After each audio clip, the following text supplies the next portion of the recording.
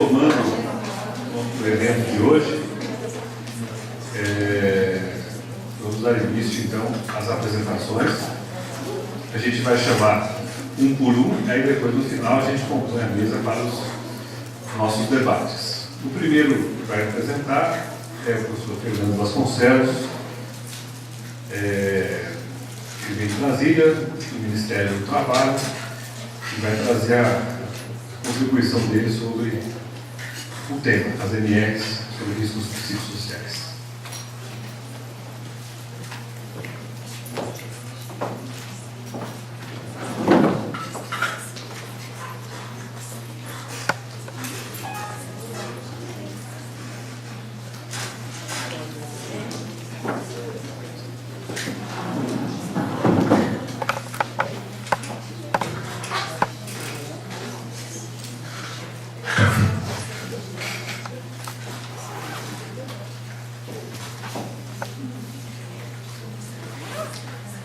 Bom dia.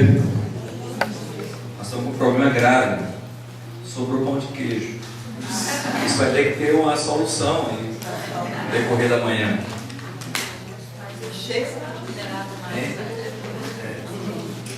Eu, como sou baiano, de uma região que Minas considera, ou melhor, que a Bahia considera Minas, mas é perto da região que Minas considera Bahia, né? Ou seja, aquela região de Montes Claros, Monte Azul, Espinosa. Eu sou de Guanambi, né? E em Guanambi o pessoal não fala o ai, mas fala o é, né? Então é dessa região que faz o é, o que foi? Não chega a falar o ai, não, mas é dessa região que eu nasci, né? Em Guanambi. É baianeiro, é a região dos baianeiros. Não sei se é Grande Sertão Veredas, né? Talvez seria até bom que fosse. E casado com a mineira, né? Da Saúde do Trabalhador daqui de Minas, a Soraya, que é do Ministério da Saúde, lá da Coordenação de Saúde do Trabalhador lá. Na verdade, eu estava comentando com o Luiz que a gente é a verdadeira integração entre o Ministério do Trabalho e o Ministério da Saúde. Integração interinstitucional. Bom, eu acho que é legal assim, falar um pouco de quem é o sujeito, até para poder, como eu vou falar de um bocado de coisa assim, muito complexa, arrumadinha, né, e tal, até saber um pouco a trajetória profissional, para a gente até isso, como se fosse assim, no artigo científico, você bota as coisas de conflito de interesse, né? Então, assim, quais são os conflitos de interesse, né? Então, assim, eu sou médico, né? Minha trajetória profissional, principalmente, é uma trajetória profissional na área de saúde. Eu sou do Ministério do Trabalho há 6 anos, quer dizer, menos 6 anos, 5 anos e meio.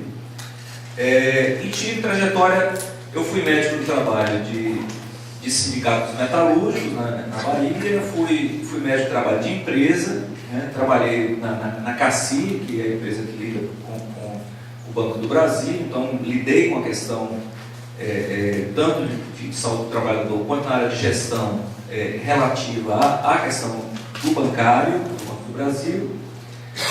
Trabalhei em alguns outros locais, fui professor, me chamam de professor, eu já fui, né? Professor de saúde pública na Escola Baiana de Medicina durante 10 anos, até que eu entrei no Ministério do Trabalho. Então, ultimamente, nesses quase 6 anos, eu sou auditor fiscal do trabalho. Então, minha formação é uma formação de saúde pública, né? Eu, tanto no mestrado quanto no doutorado, que eu fiz na Universidade Federal da Bahia, eu trabalhei com temas ligados ao trabalho, uma questão mais conceitual, da questão que tem a ver, inclusive, com a discussão hoje entre causa e norma na medicina do trabalho, a causalidade e norma, discutindo essa questão, tomando uma questão específica, que foi a questão do benzeno, do benzenismo, né, no polo petroquímico de Camaçari.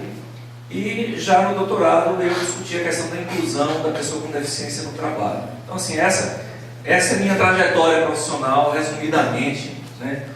Então, eu não sou, originalmente, uma pessoa da área psi, né? Então, não sou assim, não tenho formação em psiquiatria, em psicanálise, em psicologia. Eu sou uma pessoa da saúde do trabalhador, né?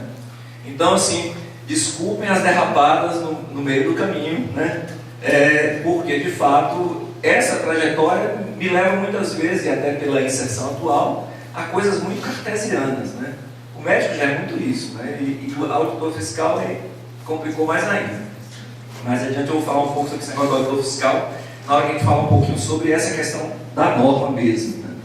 Bom, essa ideia, né, dos desafios, das possibilidades e impossibilidades, esse é o tema da gente, né? Que o pessoal, eu acho que fez bem em colocar essa questão assim na dúvida, né? Precisa de uma norma? Para que uma norma? Onde é que a gente está trabalhando? Bom, eu utilizei um esquema, eu peguei o esquema nos próximos 3 slides, da Agência Europeia, né, de Segurança e Saúde Ocupacional e Ambiente de Trabalho da Europa, né, da Agência Europeia. Então, categorias que estariam relacionadas com a questão do estresse no trabalho. Então, a questão da cultura organizacional, né? Esse aspecto de que com que empresa a gente está lidando, com que ambiente a gente está lidando. Quer dizer, tem definição agora há pouco a Denise ou Débora, né? Débora, isso. A Débora estava falando de uma instituição que tinha problema em relação a isso, né?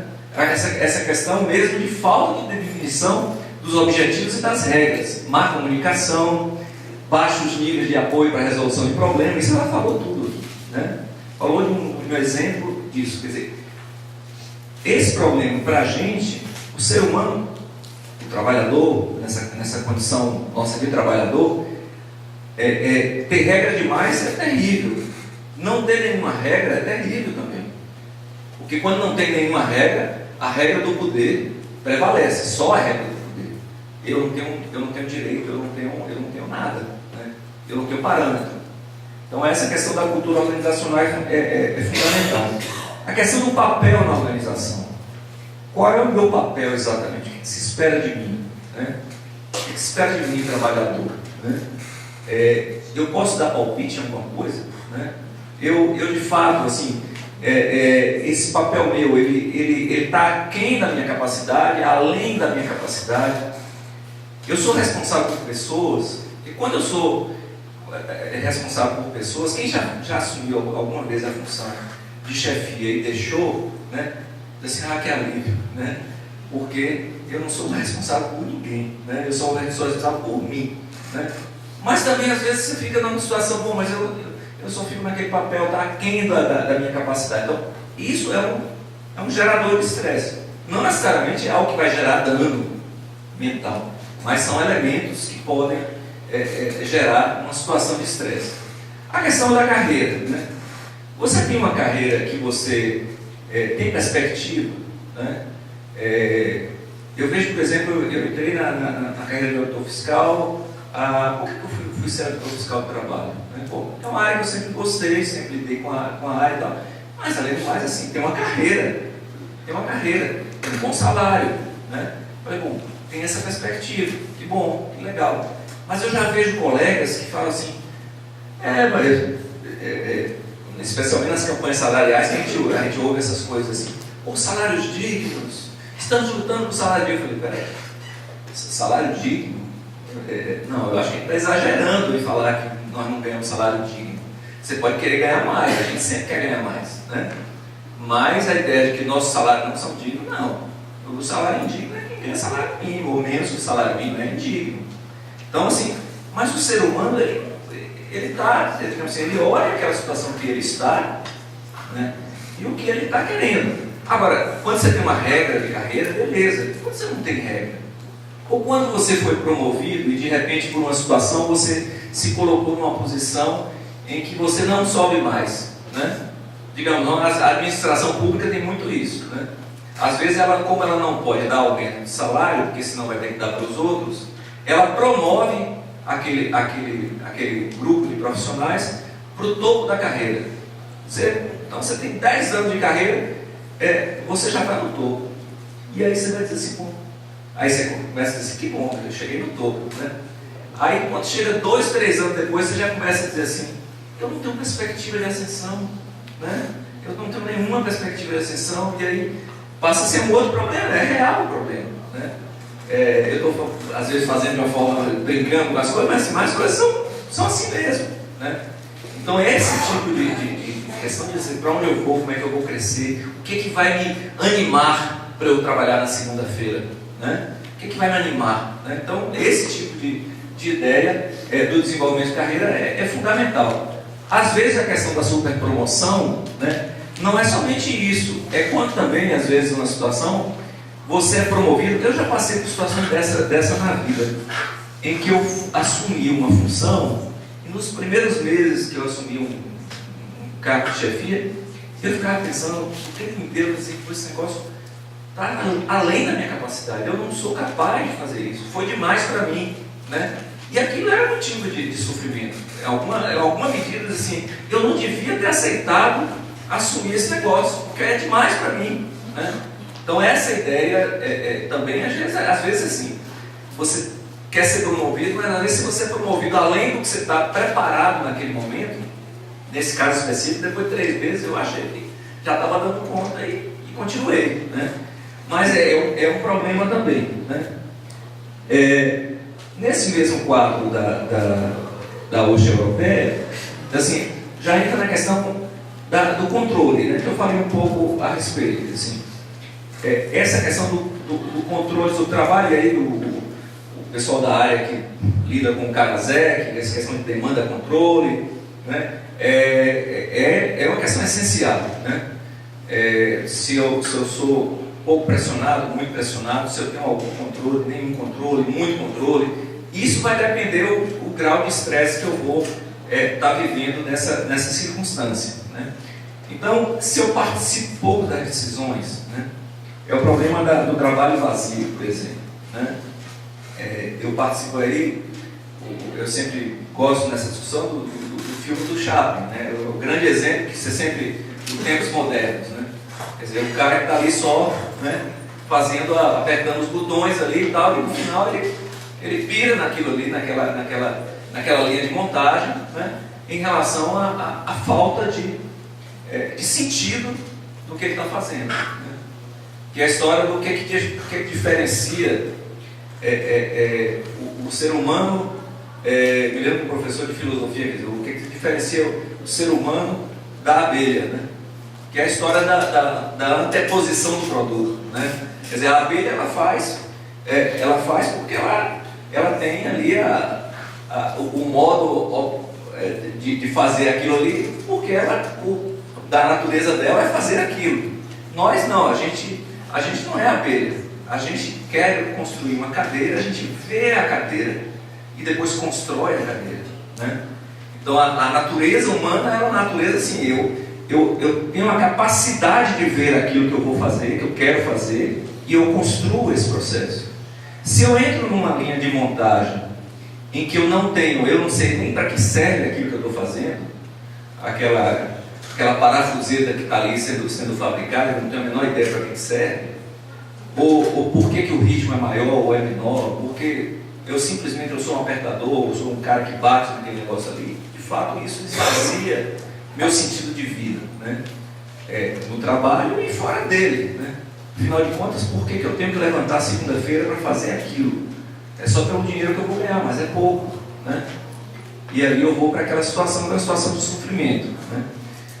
Aí na questão das relações interpessoais do trabalho, né? Incluindo a questão de liderança, quer dizer, o trabalho ele é no mínimo 1/3 da nossa vida. Se você, na sua relação de trabalho, eu lembrei da Débora falando aqui da fofoca, né? Que aí, em tudo quanto é lugar, a fofoca existe, no trabalho, fora dele, na rua, na casa, quer dizer assim, e aí dá até a antropologia da fofoca deve ser algo interessante, né? Assim, por que se fofoca, né? Por que se lida com isso e tal, eu acho que já é cada uma mesa à parte, né? Mas não São João del Rei, que eu acho que lá não deve ter fofoca, né? Então, em relação a esse processo, eu acho que a gente, nessa questão, a gente tem que pensar sempre assim, como é que eu faço para melhorar essas relações no meu trabalho? É minha vida, é uma parte importante da minha vida, né? E aí, essa questão do trabalho, você não dá para você imaginar, eu cada vez mais tenho que trabalhar assim, a gente tem que dar ao trabalho aquilo que é uma parte importantíssima da vida, sim, mas ele é uma parte, né? Na verdade, a parte nobre da minha vida não necessariamente precisa estar no trabalho, né? Eu posso ter a parte nobre da minha vida nas noites, nos finais de semana, em outros locais, mas também não dá para você ter uma vida feliz se o seu trabalho é infeliz, né? Um terço da sua, já começa, um terço é de infelicidade, né? Então esse é o lugar do trabalho que a gente não quer. Essa questão da interface casa-trabalho, cada vez mais isso é um problema, e aí esse um terço já deixou de ser um terço há muito tempo, né? Então, por exemplo, se eu trabalho em turno, né? Se eu sou profissional de saúde, a gente vai discutir a questão do trabalho em turno na saúde, por exemplo. Já tem estudos mostrando, por exemplo, para sair totalmente da área de saúde mental, mostrando que o trabalho em turno em mulheres, ele é causa de câncer, né? Ele contribui, as mulheres que trabalham o tempo todo em plantão, enfermeiras, existe um estudo concreto com enfermeiras e com comissárias de bordo, mostrando que essas profissionais, por trabalharem em turno, elas se expõem a desequilíbrios hormonais, e esses desequilíbrios levam a maior incidência de câncer, contribuem, melhor dizendo, não com causa única, evidente, para a maior incidência de câncer de mama, né? Bom, isso já é um problema suficiente o trabalho em turno, além de vários outros. Mas além disso, né, que a gente fosse falar de trabalho em turno, e aí é uma outra discussão, trabalho em turno também é uma discussão enorme que a gente pode desenvolver, mas aí tem um problema do turno que mexe na vida social diretamente. Então é o sujeito que trabalha em plataforma, ou que trabalha no turno, e que ele nunca bate com os horários, ou trabalha em plantão no hospital, ele nunca bate com os horários das festas da família, né? Então ele chega em casa para dormir, é o aniversário do menino ou da menina, o esposo ou a esposa, né, diz: olha, está na hora de fazer supermercado lá, mas eu estou cansado, eu preciso dormir. Então, assim, o trabalho ele pode invadir como trabalho, né, ou como consequência do trabalho, ele invade a vida pessoal, né, a vida domiciliar. Então, essa interface de trabalho, além da própria questão da informática, né? Depois que criou disquete, depois CD, depois pendrive, e aí nem nada disso, você bota tudo na nuvem, e aí você entra pela nuvem, via internet, e aí o trabalho está na sua vida o tempo inteiro, e para onde você vai, você está levando o trabalho ali, a sua tornozeleira, né, de mão, né? Tornozeleira de mão, quer dizer, ali assim, o seu controle, sua vida virtual presente, onde o trabalho está ali presente, o tempo inteiro, né? A internet faz isso com a gente, né? A gente se liga o tempo inteiro nesse processo. É óbvio que tem o outro lado, né? Que as empresas evidentemente procuram coibir, né? Cortar Facebook, YouTube e tal, tudo que você traga de fora para dentro do trabalho, isso as empresas cortam, para que você não tenha acesso a ficar ali dentro manipulando coisas de fora. Mas o contrário, não, você não corta, você leva o trabalho via internet para a sua casa, né? Então esse é um processo que está presente o tempo inteiro. Bom, o trabalho propriamente dito, ele tem elementos, né? Por exemplo, equipamento e ambiente, né? Quer dizer, a depender do tipo de equipamento e de ambiente que você está lidando, você gera estresse. Então, por exemplo, se você lida com uma máquina que é extremamente insegura, né, um equipamento, vamos dizer que você trabalha num açougue, né, com a serra-fita. Não sei quem já foi em açougue para ver aquela serra-fita desprotegida aqui, que o cara está ali, açougue do supermercado, infelizmente tem muito isso, e o cara está ali encostando a peça naquele negócio ali, que numa errada mínima ele perde o dedo, né? E que a peça está totalmente fora da norma, o cara passa aquilo ali no estresse o tempo inteiro. É claro que alguns, no mecanismo de defesa, começam a minimizar o risco, que é o mecanismo de defesa que ele faz, que nada, isso aqui não é, até que ele, naquele modo real que ele constrói para trabalhar com aquela máquina, até que o acidente acontece. não no trabalho como prescrito, mas no trabalho real com que ele opera, né, como forma de defesa. Esse é um fator de estresse, um exemplo de fator de estresse ligado ao equipamento, ou ferramenta. E a outra coisa é a própria questão do ambiente, né? Essa questão do ambiente de trabalho, assim, eu acho que quando a saúde do trabalhador passou a discutir a questão ambiental, eu achei ótimo, né? Achei ótimo porque passou a ter uma visão mais ampla da saúde do trabalhador em relação ao ambiente. Mas depois a gente passou a fazer uma contramão que eu acho muito esquisita. É quando a saúde do trabalhador passou a ver, que eu acho que a discussão de saúde mental transcende isso, né? Não deixa ficar dessa forma, passou a saúde do trabalhador fazer parte da saúde ambiental. Eu acho um equívoco terrível, né? Porque o ambiente de trabalho, ele não abrange tudo, ele não dá conta o conceito de ambiente de trabalho, ele não dá, ou de saúde ambiental, ele não dá conta das relações de trabalho, ele não dá conta da própria saúde mental, ele não dá conta dos aspectos relacionados com a organização do trabalho propriamente dito, o processo de trabalho.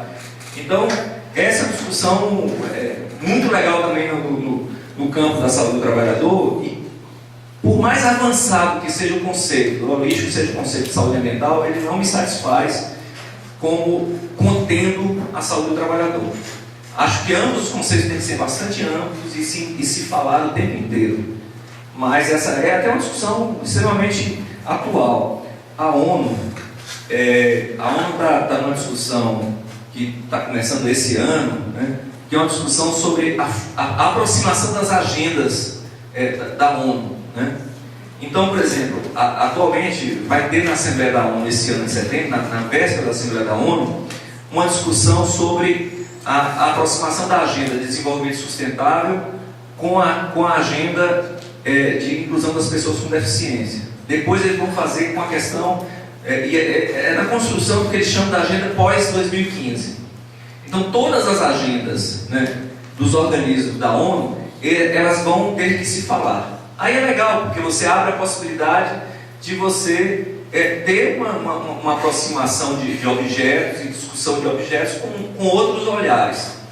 Mas eu lembrei disso para exatamente uma discussão dessa que eu fui participar, sobre uma discussão sobre inclusão de pessoas, a agenda de deficiência, pessoas com deficiência com a agenda de desenvolvimento sustentável, e que não aparecia o trabalho direito. Até que apareceu lá a questão da melhoria das relações de consumo e das relações de produção. E eu falei, me disseram que nas relações de produção o trabalho estava ali. Eu falei, não. O processo de produção dialoga com o processo de trabalho, mas ele não contém o processo de trabalho. Então, assim, é uma outra coisa. Vamos combinar aqui. E aí eu entrei na discussão um bocado. É claro que isso é uma discussão. O desenvolvimento sustentável ele dialoga muito facilmente com a questão ambiental, mas não dialoga bem com o mundo do trabalho. E é um desafio para quem quer lidar com a saúde do trabalhador, tem que dialogar com a turma do desenvolvimento sustentável, que eu acho que estão avançando cada vez mais na perspectiva de entender a situação grave da Terra, né, do planeta, e de entender até mesmo como é essencial, além da árvore e do micro-leão dourado, o ser humano, né? Eu acho que assim, à medida que você consegue pelo menos colocar essas coisas no mesmo plano, você já tem uma perspectiva de construção bem mais ampla de políticas, né? Bom, em relação ao conteúdo do trabalho, eu já falei da organização, a questão da carga e do ritmo, já terminei falando também sobre isso. E a questão do trabalho em turno, quando eu falei lá atrás do controle. Essa questão do trabalho em turno é uma coisa que é interessante, que assim, eu estou atualmente dando uma olhada um pouco nesse tema e observando as convenções coletivas de trabalho. Como se fala pouco sobre isso?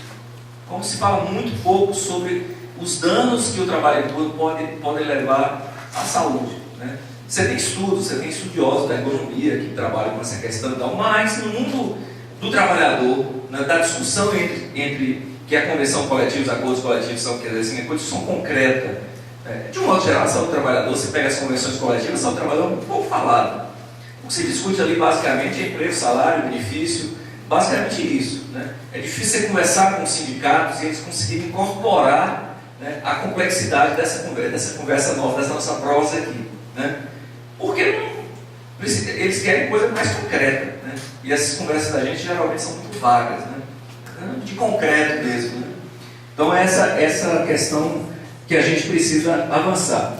Eu não vou, isso aí está difícil de ler até para mim, né? Eu só botei só mais no sentido assim, isso é um trabalho da OSHA, da Agência Europeia, né, de Segurança de Saúde, em que eles colocam fontes de risco, consequência, medidas barreiras atenuadoras corretivas. Né?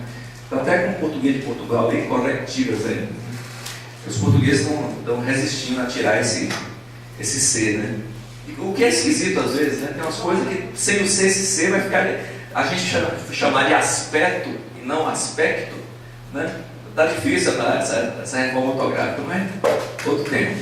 Então, em relação a essa questão aí, quer dizer assim, há um esforço no sentido de você concretizar a abordagem dos fatores de riscos psicossociais. Esse é o desafio. Assim, bom, é complexo? Você tem que abordar, você não pode prender numa caixinha. Não pode. Você não pode querer dizer que você vai resolver os fatores psicossociais como se você estivesse controlando uma bactéria, né, para com isso conter uma infecção. Esqueça. Né? Porque, assim, se fosse infecção, era infecção por milhares de bactérias ao mesmo tempo. E aí não tinha jeito. Né? Mas não é só isso. Né? A questão psicossocial é muito mais complexa do que um olhar, né, que alguém pode ter sobre a questão das doenças transmissíveis, até porque a natureza de doença, de sofrimento é de outra ordem. A gente está falando de um tema que é de outra ordem, e vocês bem sabem disso. E há esse esforço, né, em vários países. A Europa tem estado mais avançada no sentido de tentar trabalhar nessa perspectiva de encontrar e firmar normas. Né? Aí finalmente a gente chega na conversa da gente. Né? Aí na história de como é que a gente limita, como é que a gente faz as coisas. Assim, o que a norma legal dá para fazer? Bom, a norma ela é algo apenas no sentido de regrar relações. Né?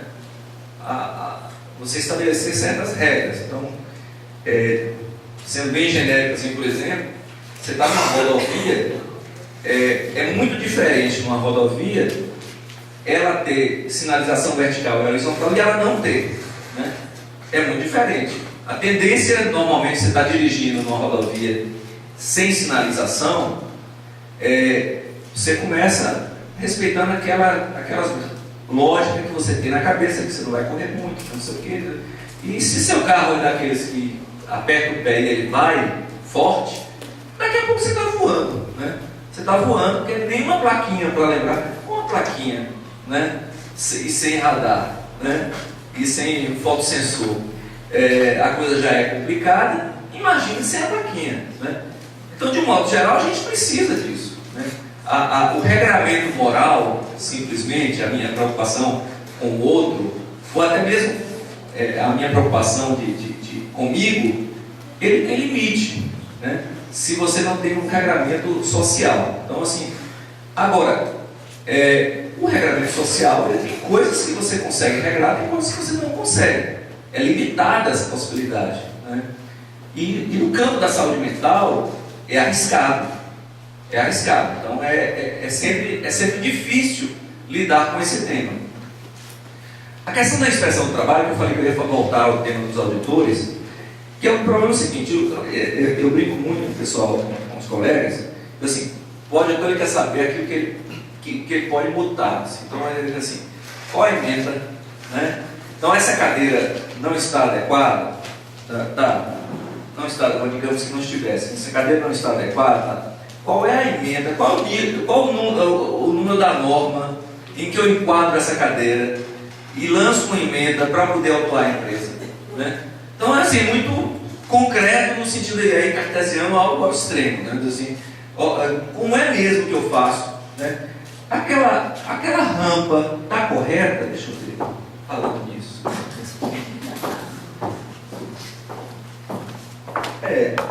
fossem as cadeiras aqui, né? Porque assim, se tivesse alguém com deficiência